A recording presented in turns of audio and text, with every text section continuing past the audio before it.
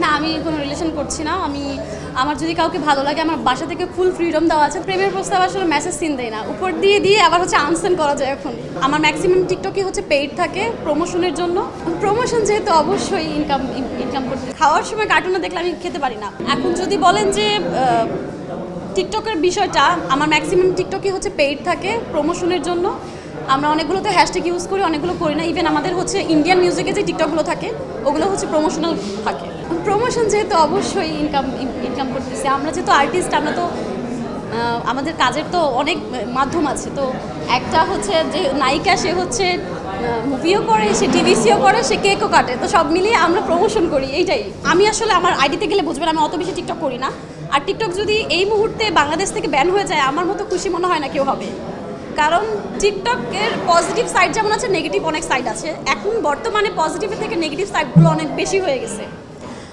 টিকটকের কারণে school going যে বাচ্চাগুলো আছে সবাই হচ্ছে স্কুলে যাওয়ার আগে, মানে কিছুদিন আগে আমি দেখলাম যে এসএসসি রেজাল্ট দিয়েছে। তো ওইখানে হচ্ছে বাচ্চারা অনেক বলতেছে, আরে কি পাস করছি বেশি, আমরা পাস কেন করছি, আমরা তো সারা বছর টিকটক করছি, মানে এই ধরনের কথাবার্তা। আমি যখন এসএসসি পরীক্ষা দিই, আমার কাছে তখন কিন্তু ফোনও ছিল না। আমি হয়তো মায়ের কাছ থেকে একটু ফোন নিতাম, বাবার কাছ থেকে একটু ফোন নিতাম।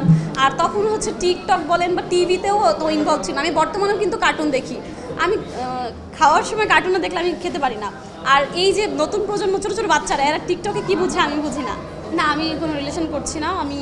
আমার যদি কাউকে ভালো লাগে আমার বাসা থেকে ফুল ফ্রিডম দেওয়া আছে। তোমার যদি কাউকে ভালো লাগে আমাদের কাছে নিয়ে আসবা, কথা বলাই দিবা, আমরা তোমার পছন্দের বিয়ে দেবো। আমাকে কখনো হচ্ছে কোনো কিছু নিয়ে ফোর্স করা হয় না। আমার ফ্যামিলি হচ্ছে অনেক সাপোর্টিভ। সো আমার যদি কাউকে ভালো লাগে আমি সেটা বাসায় বলবো, আর হচ্ছে ফ্যামিলিগতভাবে বিয়ে করবো। প্রেমের প্রস্তাব আসলে মেসেজ সিন দেয় না, উপর দিয়ে আবার হচ্ছে আনসেন্ড করা যায়। এখন মানে দেখেও না দেখার ভান করা যায়। পরে হচ্ছে যখন দেখে মানুষ যে সিন করতেছে না কিছু একটা, তাহলে তো পাত্তা দিচ্ছে না, তখন অটোমেটিক আনসেন্ড করে দেয়। না, আমি আসলে বিষয়গুলো নিয়ে সিরিয়াস না। আমি আসলে আমার লাইফ, আমার কেরিয়ার নিয়ে ভাবতেছি, আমার ফ্যামিলি নিয়ে সময় দিচ্ছি। তো আমার বাবা অসুস্থ বেশ 1.5 বছর ধরে। তো আমি কাজের পাশাপাশি আমার ফ্যামিলিকে আমার একটু বেশি সময় দিতে হচ্ছে। আমার ভাই, আমরা 2 ভাই বোন।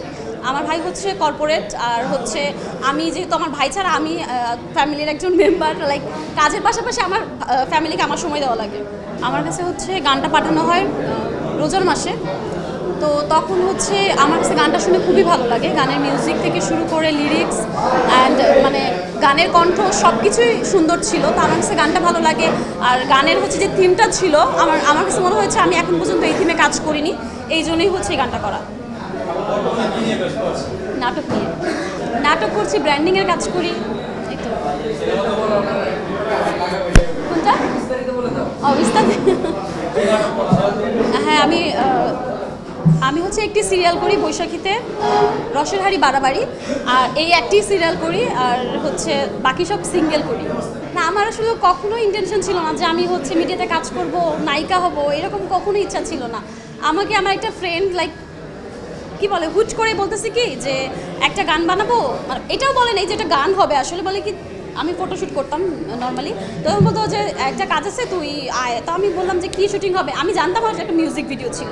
তো হয় না ফ্রেন্ডদের ট্রাস্ট, তুই জিজ্ঞাসা করতেছিস যে আমি তোকে কেন কোন শুটিংয়ে ডাকছি, যে দেখি মিউজিক ভিডিও শুটিং। তো ওইভাবে মিউজিক ভিডিও করলাম, করার পর দেখলাম যে আমার মিউজিক ভিডিও। ওয়ালটন ফ্রিজ কিনে অনেকের মতো আপনিও হয়ে যেতে পারেন মিলেনিয়াল।